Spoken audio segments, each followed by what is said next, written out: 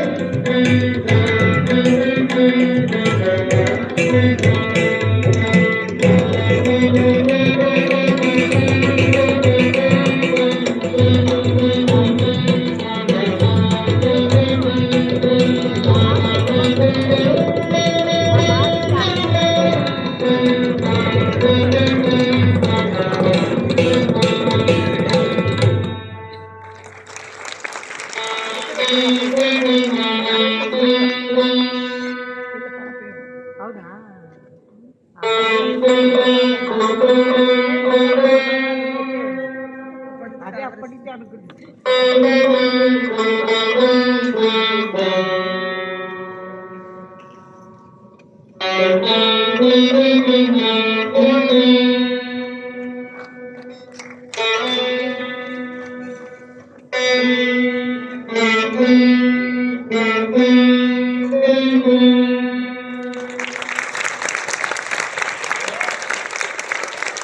అద్భుతం అండి, నిజంగానే సీతారామలక్ష్మి గారు చెప్పినట్టు.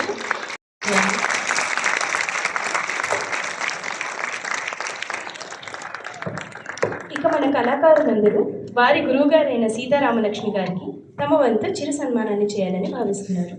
కాబట్టి రామలక్ష్మి గారు ఈ గౌరవ సత్కారాన్ని స్వీకరించాలని కోరుకుంటున్నారు.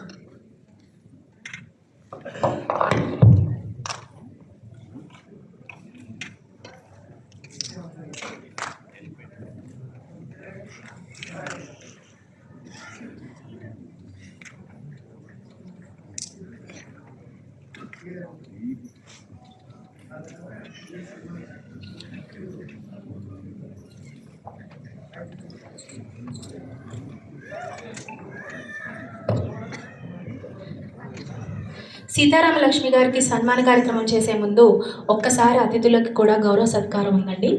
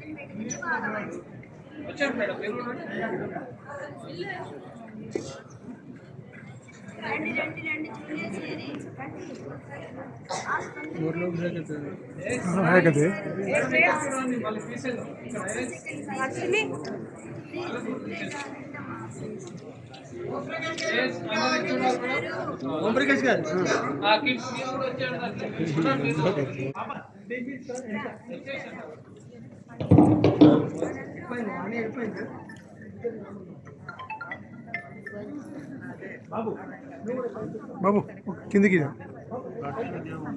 కొద్ది కింది కదా క్లోజ్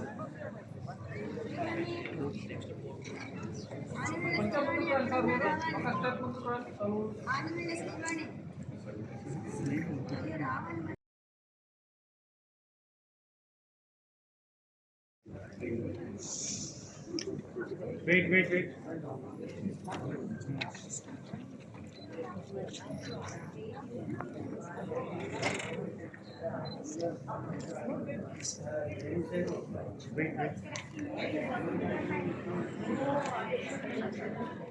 కొద్ది కింద కాను సెల్ ఫోన్ ఇది కింద కాదు మీది కదా మీ కదా నాకు ప్రాబ్లం ఓకే ఇట్లా పెట్టండి సక్సెస్ అని పెట్టండి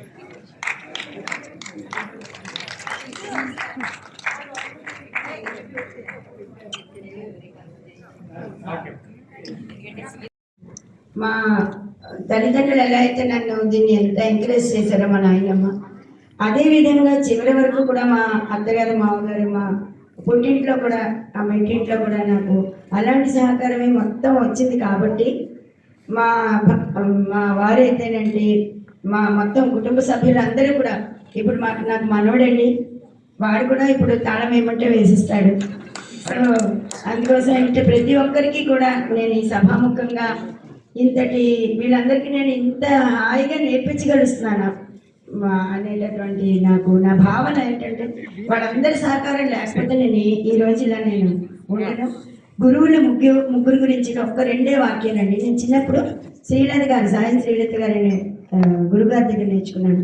ఎప్పుడూ కూడా పునాది గట్టితనం అనేది చాలా అవసరం అండి. ఏ బిల్డింగ్ మీద కట్టడం అన్నది దేనికైనా ఒక మొక్క వేసినా ఒక గింజ వేసినా కూడా పునాది గట్టిగా ఉంటేనే దాని వృక్షమైనా సరే మన బిల్డింగ్ అయినా సరే చాలా గట్టిగా ఉంటుంది. అలాగే మొదటి గురువు అయినటువంటి నా శ్రీలత గారు అనే గురువు గారు నన్ను ఎంతో ప్రేమగా ఒక గురుకులల్లా నేను నేర్చుకున్నాను సంగీతం, కమర్షియల్ కాదు. సో ఇప్పుడు ఏంటంటే మధ్యలో నేను డిప్లొమా కోటి కాలేజ్లో డిస్టింక్షన్ చేశానండి, కాలేజ్ ఫస్ట్ వచ్చాను. అక్కడి నుంచి నేను నా ప్రయాణం ఎంఏ దాకా వెళ్ళింది. సో ఎంఏలో కూడా సుభాషిణి శాస్త్రి గారు, శ్రీమతి కాజా సుభాషిణి శాస్త్రి గారు, వారి వంతు వారి సాయం. ముగ్గురులోకి నేను చెప్పేది ఏంటంటే సాయం శ్రీలత గారిలో వేస్తుంది, శ్రీ దుడి సీతారామన్ గారిలో వేస్తుంది, శ్రీ కాజా సుభాషిణి శాస్త్రి గారిలో వేస్తుంది. ముగ్గురు నా సక్సెస్కి కారణమయ్యారు. అందుకోసం అది నేను సభాముఖంగా చెప్పకపోతే నేను చాలా తప్పు చేసిందని ఉంటాను. అందుకోసం మీరందరూ మన్నించి ఇంతవరకు కూడా ఎంతో సహృదయంతో ఎంతో ఓపికతో, అసలు ప్రేక్షకులు లేనిది మాకు ఏమీ లేదండి. ప్రేక్షకులు కానీ వాళ్ళు సహృదయంతో, వాళ్ళు ఎంతో రసవత్తరమైన వాళ్ళు, అంటే వినేది కూడా సంగీతంతో చాలా అంటే వైద్యం కూడా, సంగీతం అనేది నాద చికిత్స అంటారండి. సో ఒక యోగం, అది కాలగాలంటే పూర్వజన్మ సుకృతం, అమ్మవారి అనుగ్రహం, మంచి గురువులు దొరకడం, ఈ మూడు మనకి చుట్టూ సహకారం, ఇవన్నీ కూడా ఇప్పుడు నేర్పిస్తున్న ప్రతి 100 మంది స్టూడెంట్స్ కూడా నాకు ఎంతో ప్రేమాభిమానాలు పంచుతూ, నేను ఎలా చెప్తే అలాగ వాళ్ళు నేర్చుకుంటూ, వాళ్ళు కూడా అంటే ఇప్పటి యుగం ఎలా ఉందంటే చాలా స్పీడ్ యుగం ఇప్పటిది. కానీ వాళ్ళు నేను ఎంత దీంతో చెప్తూ ఉంటే దాన్ని వాళ్ళు అర్థం చేసుకుని ప్రతి ఒక్కళ్ళు కూడా నా సహకరిస్తూ ఉన్నందుకు నేను ప్రతి ఒక్కరికి వాళ్ళు చిన్నవాళ్ళైనా నాకేం పర్వాలేదు, ప్రతి ఒక్కరికి కూడా నేను ఎప్పటికీ ధన్యవాదాలు చెప్పుకుంటాను. చెప్పడం అనేది నా కర్తవ్యం. విని వాళ్ళు నేర్చుకొని మళ్ళీ దాన్ని అలాగే ప్రజెంట్ చేయగలగాలి కదా, అది నేను చాలా చాలా చాలా సంతోషించదగ్గ విషయం అండి. నేను చాలా అదృష్టం చేసుకున్నాను ఈ జన్మకి. నేను చేసుకున్న అదృష్టం ఏంటంటే నాకు మంచి శిష్యులు దొరికారు. నేను సభాముఖంగా కూడా ఎంతో బలవిధి చెప్పగలను. మీరందరికీ ధన్యవాదాలు. సహకరించినటువంటి ప్రతి ఒక్క సౌండ్ సిస్టమ్ వాళ్ళకి అందరికీ కూడా నాకు అంటే ఓట్ ఆఫ్ థ్యాంక్స్ అనుకోకండి, నేను చెప్పేయాలని అనిపిస్తుంది అనమాట. ఎందుకంటే నాకు మళ్ళీ మైక్ దొరికిదేమో భయంగా ఉంది.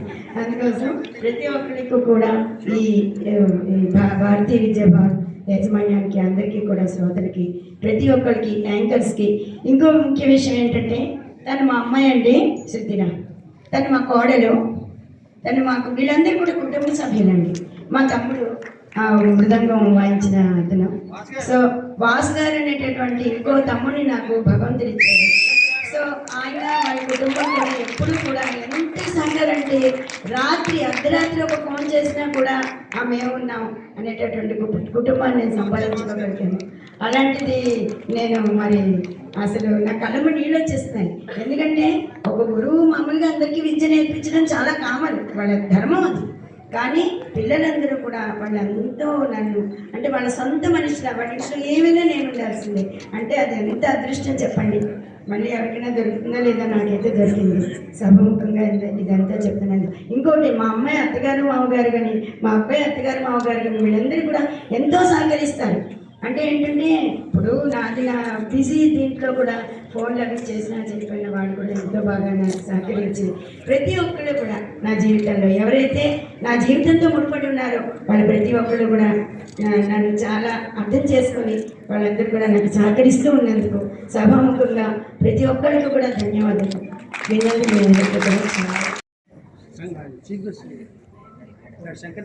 ఈ రోజు గురువందనం కార్యక్రమానికి విచ్చేసిన ఎందరో మహానుభావులు అందరికీ వందనాలు. ఇంతవరకు ఓపికగా మా ప్రదర్శన అంతా చూసి మమ్మల్ని ఆశీర్వదించినందుకు మీ అందరికీ ధన్యవాదాలు. గురు గోవింద్ దోహో కడే కాకే లాగు నమస్కరిస్తాను. ఎందుకంటే ఆ భగవంతుడిని పరిచయం చేసింది గురువే కదా అంటాడు కవి. అలాంటి మన సాంప్రదాయంలో, భారతీయ సాంప్రదాయంలో గురువు యొక్క గొప్పతనం భగవంతుడి కంటే కూడా ఎక్కువ. అలాంటి మా గురువు గారికి పాదాలు వందనాలు.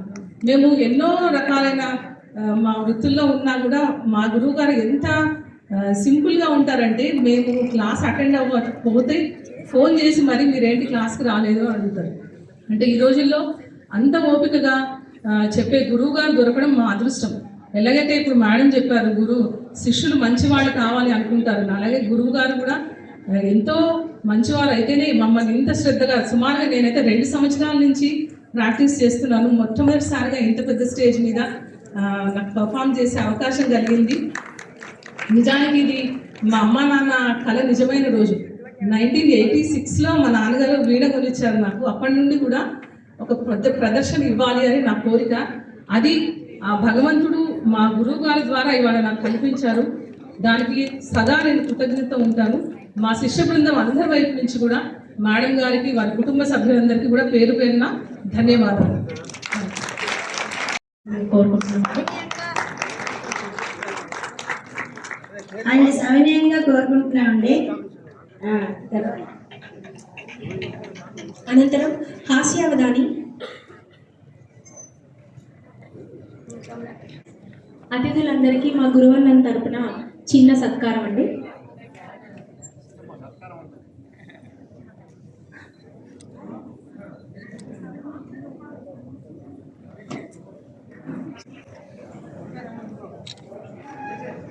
నమస్కారాలు. నాకు వీణ నేర్పిన వాళ్ళు ఎవరో నాకు అర్థమైంది, కానీ మీకు చప్పట్టు కొట్టడం నేర్పించింది ఎవరో వాళ్ళకు నమస్కారాలు.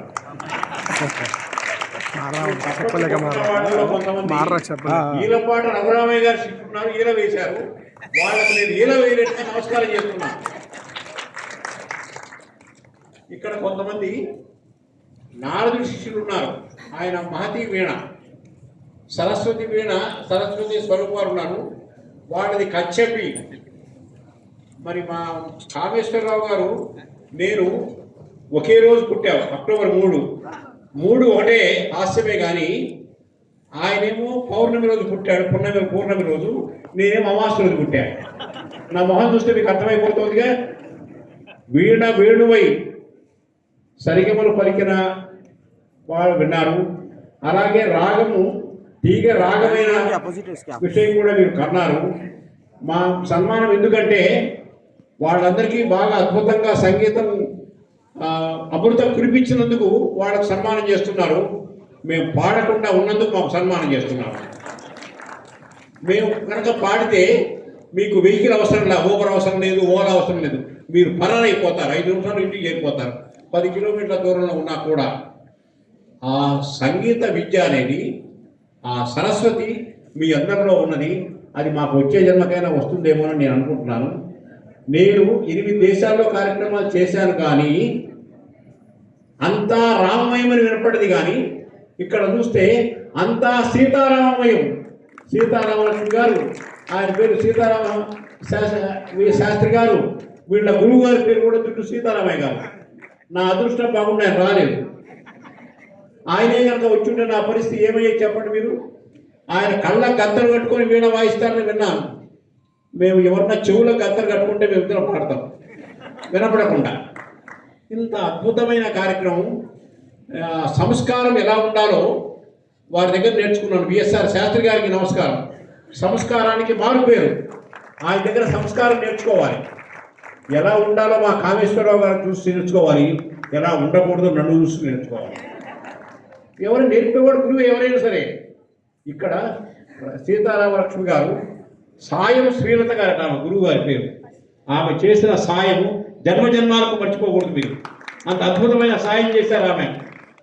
చాలా సింపుల్గా విద్య తప్ప ఆ వీణ చేత పాడించడం ఆమె చేశారు. వీణ ఎవరికైనా సంగీతం పలికింపు వేస్తుంది, కానీ ఆ వీణనే మనిషి అయిపోయి మనకు గురువు అయింది.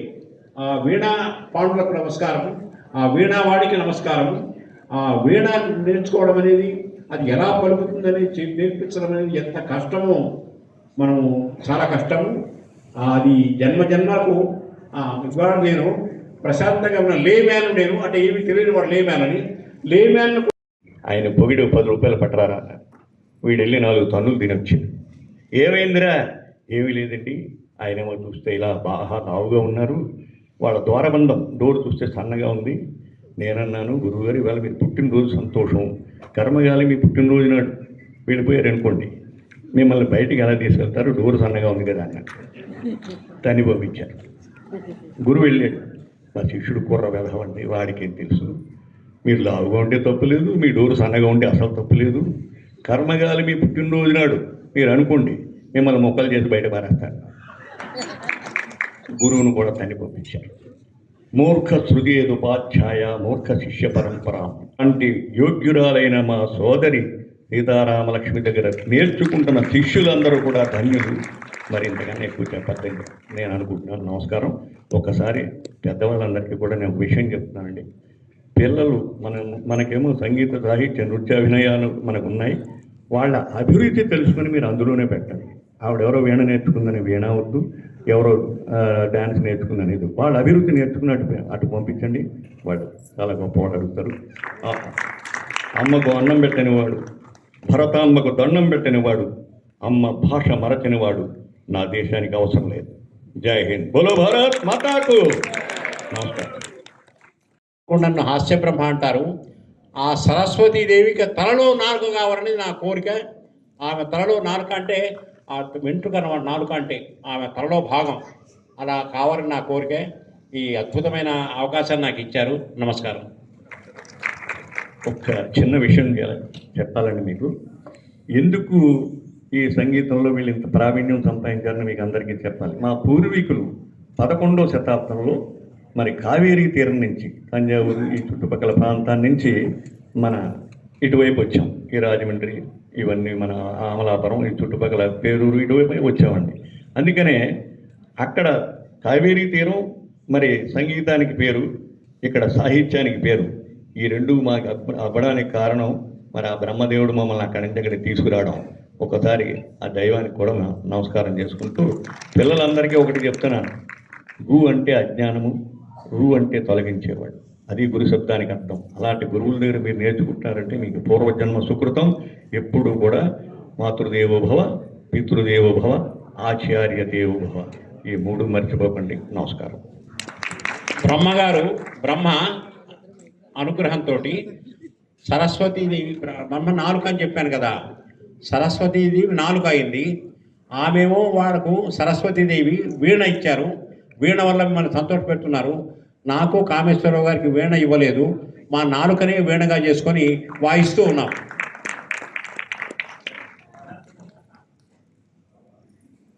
గురుభ్యో నమః.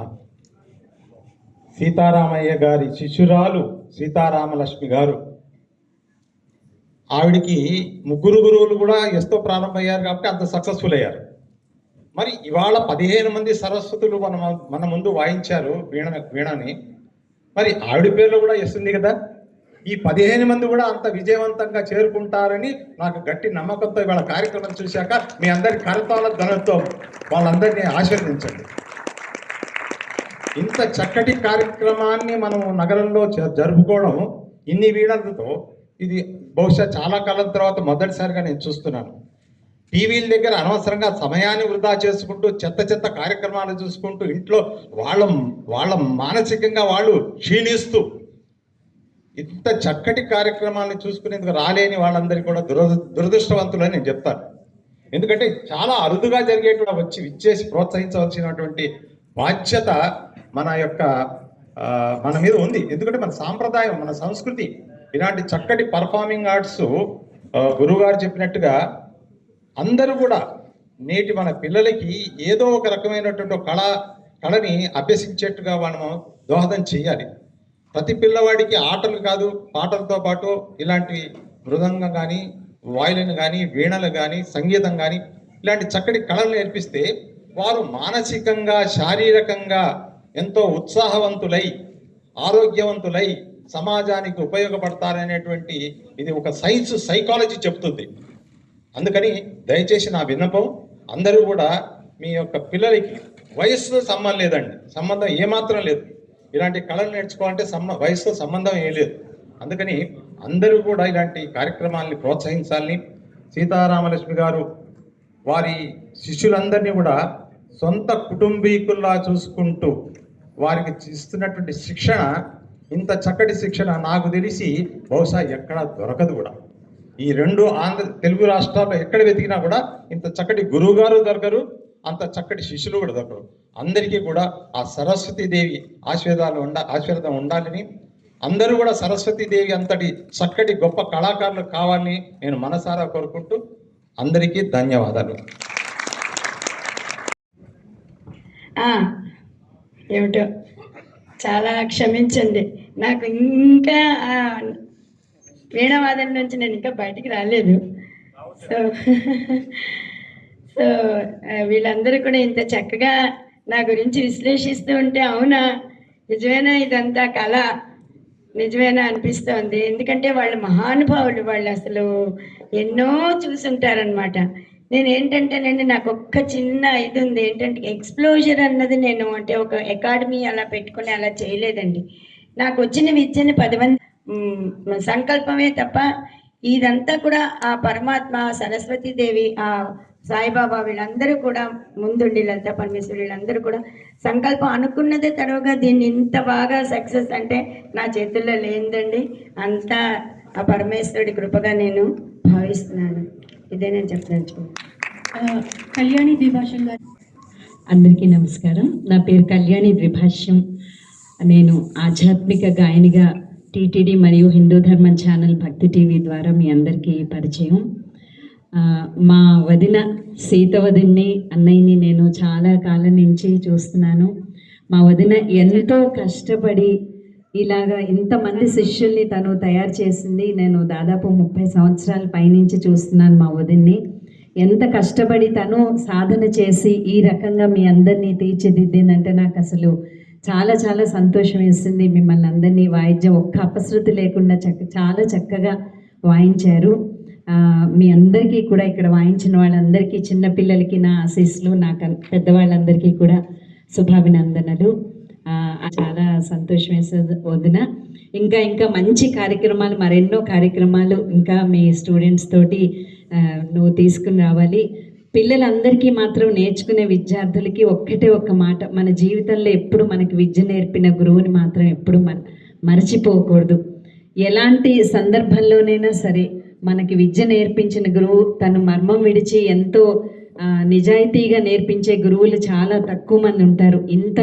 ఇలా వాయించడానికి ఎంత కృషి వెనకాల ఎంత కృషి చేస్తేనో ఈ కార్యక్రమం చేయడానికి దోహదపడుతుందంటే మీరందరూ కూడా తప్పకుండా గురువుగారిని గుర్తుపెట్టుకుని, ఏదైనా కారణం చేత మధ్యలో మానేసేయచ్చు, కంటిన్యూ చేయలేకపోవచ్చు, కానీ నేర్పించిన గురువును మాత్రం జీవితాంతం మనం గుర్తుపెట్టుకుంటే అదే మీకు ఆశీర్వాదం అయ్యి ఇంకా అద్భుతమైన విజయాలు మీరు సాధిస్తారు.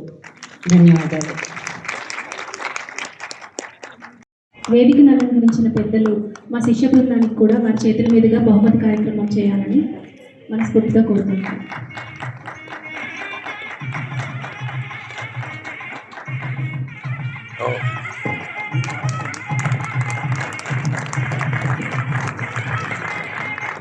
మేడం అలా ఉన్నాను, కొంచెం సైడ్ పట్టుకోండి మేడం.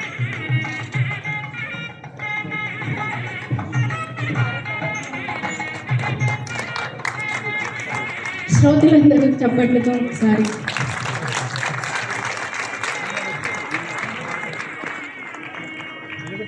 నిలబెట్టి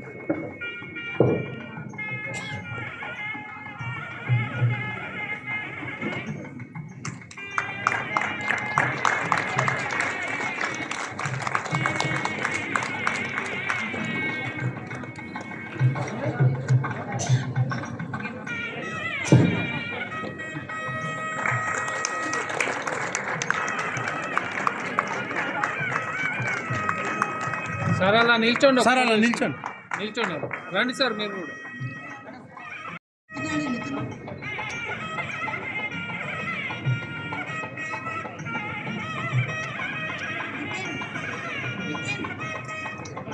శ్రీమతి సాయం శ్రీలత గారు, శ్రీ గుడ్డి సీతారామయ్య గారు, శ్రీమతి కాజా సుభాషిణి శాస్త్రి గారి వద్ద వీణను అభ్యసించారు.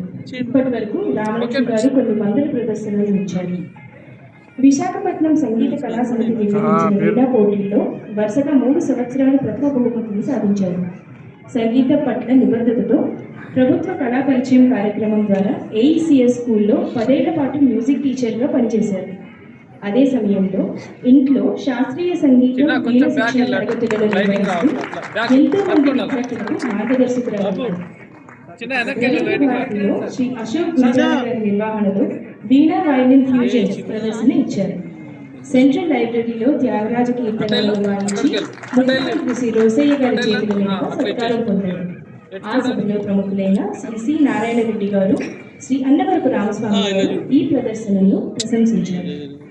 అల్కాపురిలోని నేటి వెంకటరమణ శర్మ గారు నిర్వహించిన త్యాగరాజ ఆరాధనోత్సవాల్లో వీణ కచేరీల్లో పాల్గొని మహామహోపాధ్యాయులు శ్రీ నూకుల చిన్న సత్యనారాయణ గారి చేతుల మీదుగా సన్మానం పొందారు. ఆర్ట్ ఆఫ్ లివింగ్ ఆధ్వర్యంలో 2001లో నిర్వహించిన వీణ నాదోత్సవంలో పాల్గొన్నారు. ఆంధ్ర మహిళా సభలో విదేశీ ప్రతినిధుల సమక్షంలో నిర్వహించిన పంచవీణ కచేరీల్లో కూడా పాల్గొనడం జరిగింది. సంకల్పంతో సాగిన సంగీత ప్రయాణం కేరళలోని గురువాయూర్ దేవాలయానికి దారితీసింది. అక్కడ వరుసగా 7 సంవత్సరాలు చెంబై ఆరాధనోత్సవాల్లో వీణ వాయించారు. తిరుమల తిరుపతి దేవస్థానం వారు నిర్వహించిన నాద నీరాజనంలో దుడ్డు సీతారామయ్య గారితో కలిసి వేదికను పంచుకోవడం ఒక స్మరణీయ అనుభవంగా నిలిచింది. అన్నవరంలోని శ్రీ వీరవెంకట సత్యనారాయణ స్వామి వారి కళ్యాణ మహోత్సవంలో కూడా కొండ మీద వీణ కచేరీ చేశారు. శ్రీ త్యాగరాజలో గారి జయంతి సందర్భంగా శ్రీ కళానిలయం వారు విశిష్ట పురస్కారాన్ని అందజేశారు. ప్రతి సంవత్సరం వివిధ సభల్లో జరిగే త్యాగరాజ ఆరాధనోత్సవాల్లో పంచరత్న కృతుల గోష్ఠీలో పాల్గొనడం జరుగుతుంది. వినాయక చవితి, దేవి నవరాత్రుల సందర్భంగా కూడా వీణ గాత్ర కచేరీ